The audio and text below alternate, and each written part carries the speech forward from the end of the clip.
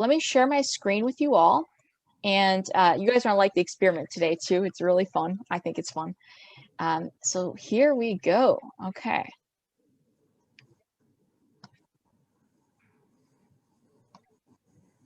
Okay.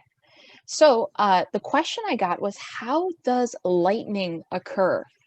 And the cool part about this question is we're going to be going back to our charges that we did last week, kind of bringing that back in. And if you weren't here last week, that's okay, no problem. I'm going to re-explain it. And then we're going to talk about lightning, how it forms, and what are some cool things about lightning. Okay, so we're going to take a little blast from the past. We're going to take a trip to our lesson we did last week. And we're going to talk about what are positive charges and what are negative charges. Now, if you were here last week, great, that's awesome. If you weren't here, that's okay. I'm going to review this for you so you're all up to speed. So what we talked about is that all life, all matter, really, anything on Earth is made up of atoms. And atoms are these small little pieces of matter. So an atom is really the smallest unit where the matter holds its charge, okay? When I say holds its charge, that means... my hand and Josh is interrupting. Oh, you're trying to raise your hand? Yeah, what is it? Well, I was going to say, does it do something with, like, I think I know the answer to this. Does it do something with, like, protons, no, positive and negative charges in the air? Yeah, it does. It actually does have to do with that. A little bit more complicated than that. There's actually some water involved too. So we're going to talk about how that kind of ties into things. And I think you're going to understand then where all our factors are coming from, okay? Yeah, I have a book that says how does lightning form. Oh, you have a book that, okay, so you kind of know what I'm talking about then. Okay, so first thing, guys, so let's go back to the atom. An atom has a nucleus, and the nucleus is kind of like the control center of the atom.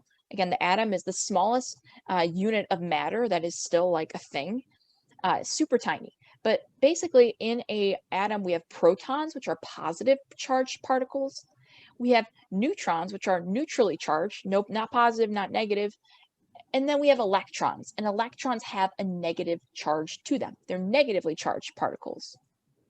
Now, when I say an object has a positive charge, what does that mean, right? Well, that means it has more protons than electrons. So if I have more of these red than I have yellow, we call the charge of that object positive. If the number of red is equal to the number of yellow, if we have the same number of positive charges and negative charges, we call it chargeless. It doesn't have a charge. If we have more negative, more yellow than red, more electrons than protons, then we are going to have a negative charge. And guys, this really makes sense. If you think about it, more positive, it's going to be more positive object. If it's more electrons, you have more negative charge, the whole object is going to have a more negative charge, okay? Any questions so far in this before we move on? I want to make sure everyone's on the same page with this. Okay, cool. So now let's talk about the real question, right? Let's get to the meat of it. How does lightning form? Like, how do we make lightning? And I want to start with this, okay? So what actually is lightning? And you see our little backdrop here. We see a strike of lightning. So lightning is a giant spark of electricity. Spark of electricity. It's located in the atmosphere. And if you guys, maybe some of you all were here for my global warming presentation, that was like the very first summer science we had. That atmosphere is basically all of the air surrounding the Earth. It's like a giant bubble of air and gases surrounding the Earth. That is the atmosphere. So the lightning spark happens in the atmosphere, and it can be within the atmosphere or it can be between the atmosphere and the ground. And we'll talk about the difference between those two. So when I say a spark of electricity, I want to clarify that. I mean that we're transferring electricity, we're transferring current from one thing to another. Okay, so this is actually called an electric current. So it's electricity is flowing from one guy to another. And that is what we see as the flash of light. The flash of light is the electricity transferring from one thing to the next. We see it as that flash of lightning because there's so much electricity running through it. So let's talk about how our lightning flash actually forms. So rain and lightning, guys, has anyone like when you see lightning, what's usually happening? Is it a beautiful day out? It's stormy, right? Yeah, it's pretty stormy. So when I say rain and lightning come hand in hand, it actually makes sense, okay?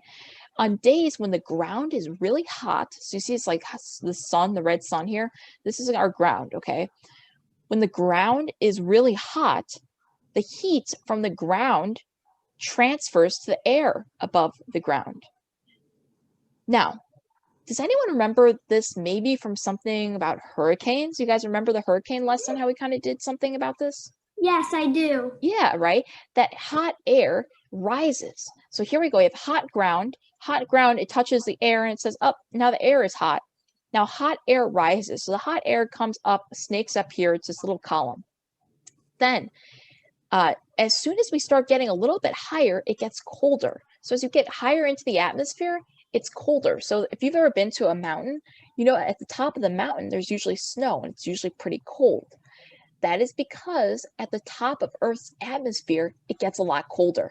So once the air kind of snakes up, I'm thinking like shivels or snakes up to the top, guys, it starts to cool down. And when air cools down, what is air? What is water vapor? This is water vapor, guys. What does water vapor cool down to? Well, it cools down to a Ice. Ice, yes. Ice at the most extreme. That middle phase is water. So we go from water vapor to liquid water to ice. But ice, you're right. So once we get the air up here, it's starting to get cold. It's cooling down and it's starting to solidify. Now, all the way at the top, you guys see these blue little triangles here? At the very top, it's freezing. So that water vapor, this air that has lots of water molecules in it, it freezes and it turns into ice all the way at the top, okay? So here we go. We have this nice cloud here. It's pretty cold, but all the way at the top, it's the coldest, and it's frozen that water vapor, that air, into ice, okay? So this is the first step to our creation of the lightning bolt. Now, that was giving me some hurricane flashbacks when we're talking about air rising. Now we're going to be getting into the charges that we did last week. So the pieces of solid ice at the top of the cloud, they have space, right? They're all the way at the top of the atmosphere. There's nothing blocking them. So you know what they're going to do? They're going to move around. They're going to party a little bit. They're going to bump into each other and be dancing around. And it's natural. They have all that space to move, especially if there's wind. Oh my gosh, the wind's going to blow them all over the place. So those particles start bumping into each other, right? Those ice molecules start bumping into each other. And as they bump into each other, they're actually making charge, okay? If you remember last week, I had that cloth and I rubbed down the PVC pipe and it made charge. That friction produces charge. So when those different ice molecules are bumping into each other, they're making charge. They're transferring electrons between each other, okay? Just like I did with the PVC pipe and the rag, same thing, except these are just ice molecules are bouncing together. It's making charge. Excuse me? Yeah, go ahead. So I had this blanket and then I slept on it all week. And then when I got off, it was like really filled with electricity and it kept zapping me and stuff. I wonder if I charged it up. I bet you probably did. Your hair might have charged it up, but you being on it charged it up. And it had such a high negativity. It had a lot of electrons, so that when you touched it, and you're pretty neutral, probably slightly positive, because there's such a difference, it's trying to give its electrons to you, and that connection is the static you feel. So that totally makes sense. I'm glad that you brought that up. It's a good connection. So anyways, we have these ice particles bouncing around this party. Now, what is wrong with that? Does anyone remember? Is anyone like questioning me right now and saying, well, Ava, water can't bounce electrons? Does anyone think that? So last time I was talking about insulators and conductors. Conductors can move electricity. Insulators can't. So ice is what? Ice is water. And water is technically an insulator. It's not supposed to have any charge to it. It's not supposed to hold or transfer charge. It can hold charge, you can't transfer it. But actually, if you were to like put an amount of electricity in water, it would spread through the water and become charged. Right. So we have that going for it. We also have, it's a good point. We also have the fact, guys, that really only pure water cannot transfer charge. If water is pure, just H2O, it's not going to be able to it's going to be an insulator. But guys, in the atmosphere, guess what? Water gets mixed with dirt, with salt, with who knows what, okay? Because it's traveling through the atmosphere. If you think about like all the gunk that's in our atmosphere, it's a lot. So by the time it reaches that cloud and it turns into ice, it's actually not pure water. It usually has a bunch of other gunk in it. And that is why it can actually hold charge. That's why we can transfer, it holds charge, but more so it can transfer charge. Water can hold charge to begin with. It has to do with the transfer of it. And because it has that gunk in it, it's not pure water, so it's not an insulator anymore. It's now actually a pretty good conductor, which is cool. So guys, this charge party keeps bouncing around. We keep making charge, and that charge party ends up passing on to the entire cloud. The entire cloud begins to feel charge. And the cloud particles that are heavier tend to have a more negative charge. And these particles are going to sink to the bottom of the cloud. So you see all these negative here, this negative charge, those are heavier particles. So heavier particles in the cloud, not just ice, just the whole cloud in general. Now the whole cloud has just a bunch of charge. Those negative sink and the positive rise. The positive charges are just lighter, so they rise up. So now, guys, we have this cool like division, and this is just a really natural process that happens. Just the heavier tend to be more negative, so they sink. And now this is where lightning starts to get interesting. So let's take a look in the cloud, guys. If we have positive up here, negative down here, what does that mean? Like, what do you think is going to happen? What do you know about charges? I think lightning's going to strike inside the cloud. Because positive charge is attracted to negative charge, okay? Do you remember that can last week we did with the PVC pipe? It was negative PVC pipe pulling at the positive protons in the can. Here, guys, positive is going to pull towards that negative. And when that attraction is strong enough, that is when we're starting to get the lightning strike we can see. It's a lot of attraction, a lot of electricity. So there's actually two different ways for lightning to strike, and a lot of people don't know this. The first one is called positive lightning. This one is more common, and it's also far more dangerous. And positive lightning happens within the cloud. So that means that the positive from the top and the negative from the bottom attract, and then when they have enough attraction, that is when they produce that lightning bolts, okay? And you visually see the attraction as a spark of lightning. Now, surprisingly, people always think that lightning, like touching the ground, is really common. It's actually not. Between the cloud and the ground is a lot less common, and that is what we call negative lightning. So negative lightning would be this picture down here in the bottom right, where we see it touching ground. Positive lightning would be over here on the left, where you see it's pretty contained within that large cloud. But going back to negative lightning, this is one where we're touching the ground.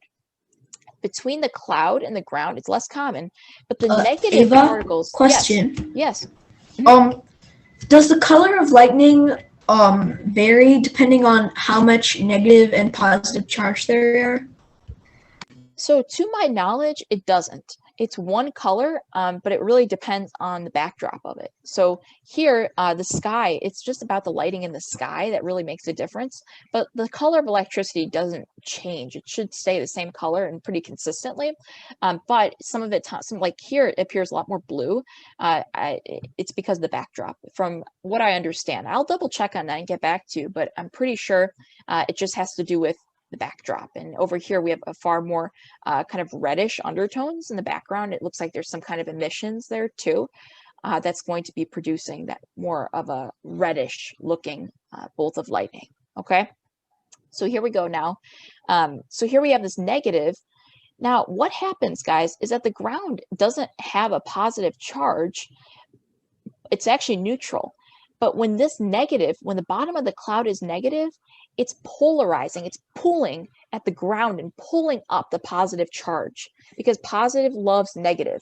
So just like that can, guys, even though the can was neutral and the positive started pulling towards our PVC pipe, same thing happens here. The positive are pulling up, positive are pulling up closer, closer, closer to the negative cloud. And when that force of attraction is strong enough, when you have enough negative and enough positive, we see it as lightning. We see their attraction as lightning. Does that Are make those sense? cumulonimbus clouds? I believe, I think they are cumulonimbus. They're not stratus. Those are not stratus. Yeah, they look cumulonimbus to me. Okay, so now I'm sure you guys have heard this, okay? Has a parent ever said, you can't be outside when there's lightning? Have you guys heard that? My dad. One time, my dad, his house was struck by lightning. Really? That's scary. So really, a lot of times, this is interesting to understand why this happens. So think about it like this. Here we have this guy here. So technically, he's connected to the ground. His feet are on the ground. Either you're standing on it, or if you're like a tree, you're actually rooted to the ground. Now, the ground will polarize some of its charges into you. So the ground, remember, it loves the negative part of the cloud. It's reaching up to get to that negative part. So all those positive charges are like pushing up. And guess what? You're on the ground. So guess where those positive charges are going to push? They're going to push through you. So all of this ground here, guys, if there is a strike of lightning and you have clouds that have negativity, all those positive charges are going to be closer. They're not going to be so deep. And they're also going to be within you too, because you're above ground. You're like the highest point that they can reach to get to the cloud, right? They're trying to get to the negative part of the cloud. They're attracted to it. And because you are like literally coming up out of the ground, they're going to find you, and those positive charges are going to go through you. And that's why it's dangerous, because you are literally a target for a lightning strike. Tons of positive in the sky and tons of negative in the cloud. What's going to happen? They're going to be totally attracted to each other, and the lightning strike is going to go through you. Okay. Have you heard of the person of this park ranger who got struck by lightning 7 times in 35 years? Wow, that is crazy. It's very rare to get struck by lightning. I think it's like the chances of getting struck are about your chances of winning the lottery. So it is extremely rare, and that's so scary that happened to him. I don't know where he was, and he was probably in an area. He's in the U.S., but he's in the U.S. Yeah, so that's really the reason. He's a U.S. park ranger. U.S. park ranger, yeah. So that's the reason that we really don't want to be on the ground, because ground is like, hey, oh my gosh, we can give this guy more positive charge. And because you're closer to the cloud, they love it. They're gonna kind of channel the positive charge into you, because you are the closest connection to the negative of the cloud. Okay, so now here's another question. People say, how fast does lightning travel? It seems to just be like a jolt of light. And the answer to that is this. It travels at 186,000 miles per second. Now, just to put that in perspective, when you drive through the streets of Elmhurst, you're probably going about 20 miles an hour. 20 miles an hour? And the lightning bolt goes at 186,000 miles per second. That is a huge difference. Lightning happens so fast, okay? And when the flash happens, we see it immediately, okay? It's so fast that you can instantly see it. Now I want to talk a little bit about thunder, because usually what happens is we see a lightning strike and then we hear thunder. So this flash, this lightning flash, it's electricity. It's really hot, okay? It is very hot electricity. Excuse me? Yes, go ahead. Lightning can travel around Earth in 2 seconds. That's what I mean. It is crazy fast. That's why when someone's like, oh wow, there's a strike of lightning, typically by the time they say it, 75 times in a second. Yeah, typically when they say it, you can't even see it. It goes so fast. It's really an instantaneous event. Now, here's the thing, guys. So that lightning flash is really hot. So what do you think is going to happen to the air around the lightning flash? Is it going to get cold or is it going to get pretty hot? Hot. Hot, right? And by the way, the speed of light and the speed of sound is not to scale because it's. Yes, you're right. It's not to scale at all. This is a demonstration, and really, speed of light is way faster than the speed of sound. This is definitely generalizing it a lot. But the speed of sound, guys, why I put the speed of sound here is because when that air around the lightning bolt gets really hot, it doesn't give that air any time to expand. It just compresses it. So typically hot air likes to grow, and then it kind of shrivels down. But because that air, because it's so hot, it's so fast, the air just compresses. It just squeezes together. And that compression is what we hear as thunder.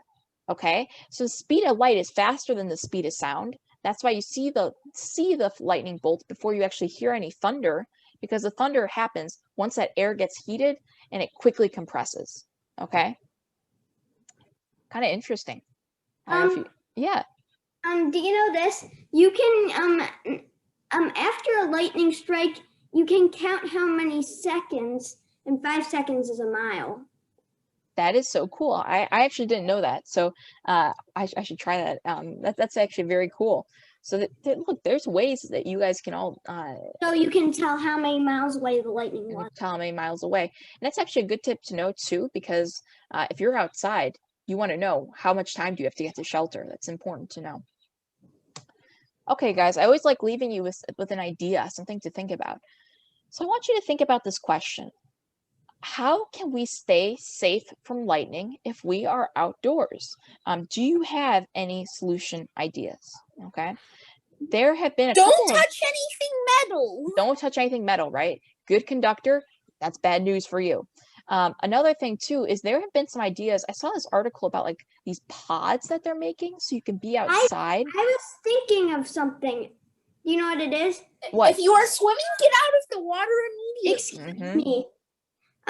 What if you could make this conductor at the top of your house if you're in a wide grassland, like a metal tube, and it leads into the ground?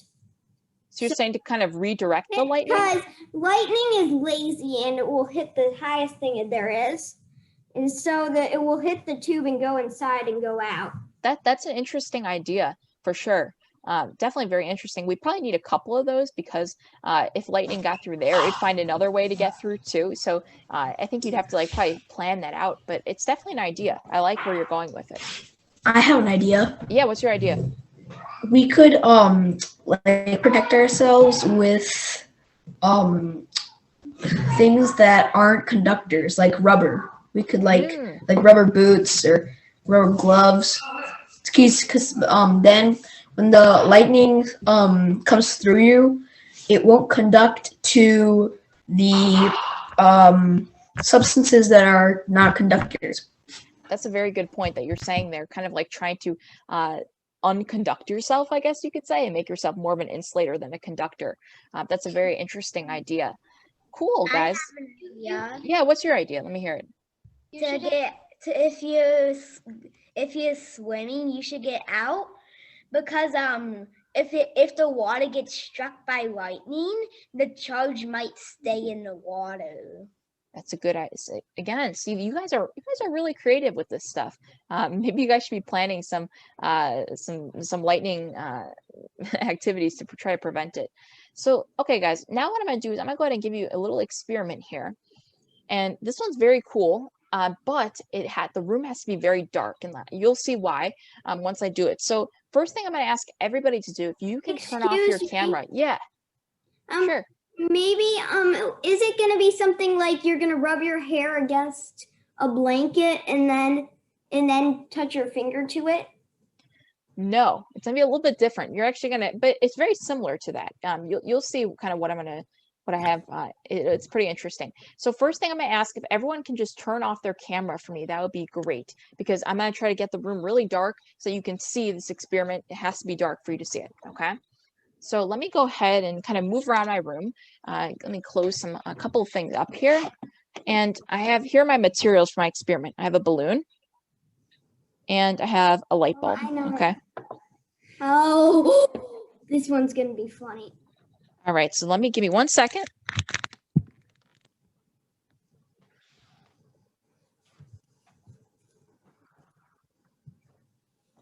So, okay.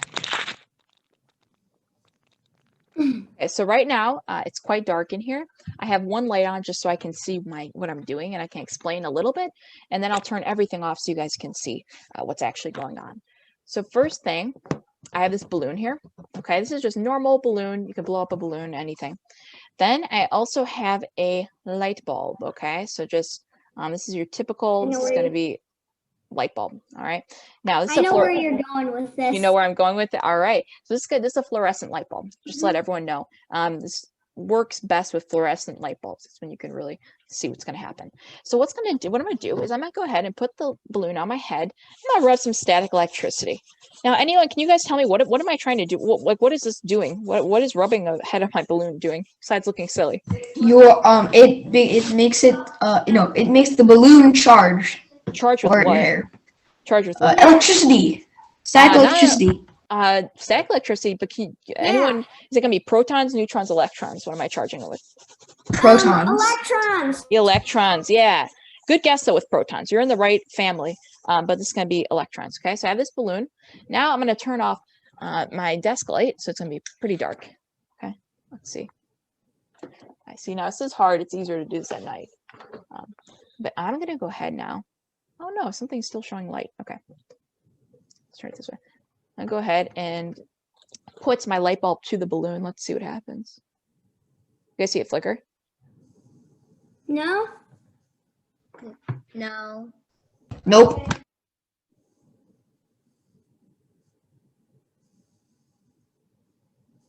Do you know to rub it more? I rub it more. I see a little bit of flicker, but I think it's hard because it's just not super dark. Let me see. I'm trying to think if there's any other way I can make it darker in here.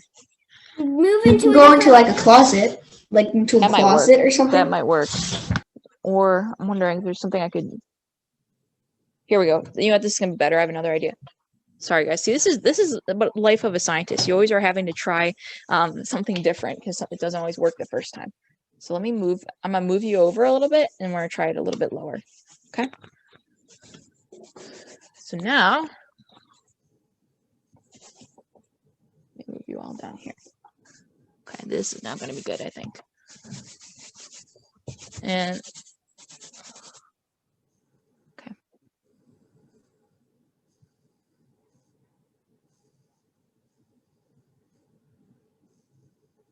Do you see it flicker? Is it flickering? It is. It's see now. Okay, it's flickering for me here. Oh no. Okay, let me see. I'm trying to think if there's any way I can make this darker. Close. Let's see this. There we go. That's actually darker. Okay, good. Let me try it again. Let me get some more charge. So let me explain what's going on, and perhaps I might re-record this for you. So anyway, I have negative electrons here, and when I touch the balloon, did you guys see that? Oh no. Okay. Sorry, I'm running out of time here.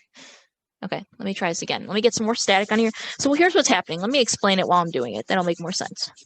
This is negative. Okay. Negative electrons. This light bulb is pretty neutral. So when it touches, it ends up lighting up very little bits. Can you all see that? Let me see if I can rub some more. I did this last night, and I think it worked because it's a little bit darker. I figure it worked today. Okay, here's next. Okay.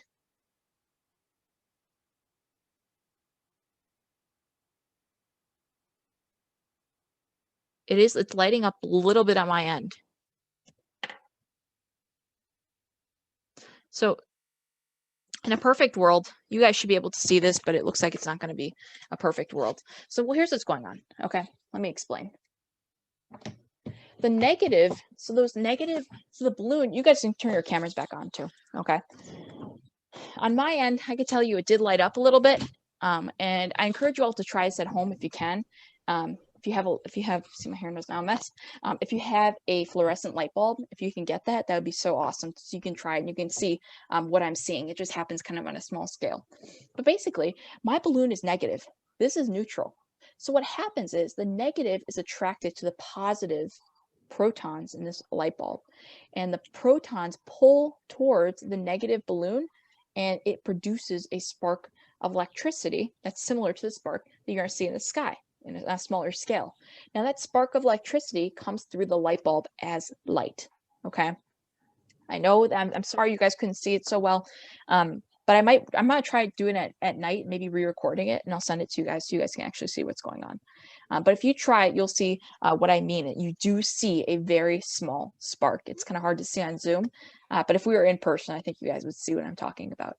So really, negative in the balloon, positive and negative in the light bulb, and it pulls the positive, kind of like our can last week that was rolling, okay? And this is what's going on with a lightning bolt, all right? Any questions about anything? I'm sorry the experiment didn't work out as great. I was hoping it was going to light up a little bit more, but I think it's just not dark enough, and I didn't. It's just not dark. The only questions I have are the two that that I asked earlier in the meeting. Yeah, those two. Oh, perfect. Cool. Can we do the next meeting about them? Yeah, I wrote those down, so we'll actually take a look at those next meeting. The blizzard and the snowstorm. Yeah. Excuse me? Yes. Can you do my question after that, which is what happens? Like, how do they sink? How do ships sink in the Bermuda Triangle? Like, Yeah, I can look at that one. Sure. I can take a look at that one. Okay. So guys, I apologize about the experiment. It didn't go as well as I hoped, but I will try to re-record it. And if you have a light bulb and a balloon, you can try it too. And you can see what I did. I did see something. I promise you guys that it did light up. And if you tried it, you'd see what I'm talking about. All right. Sound good? Okay, guys, then I will see you next week. Great work. You guys had some really great questions today. And I hope you guys liked learning about lightning. And even though I don't know if we have any storms coming up, hopefully you can see some lightning in the air. All right. And I have your questions for next week. Okay. So I'll see you guys soon. Bye. Try this experiment at home. Okay. So you can see that what I'm seeing. Okay. Bye. Bye. Thank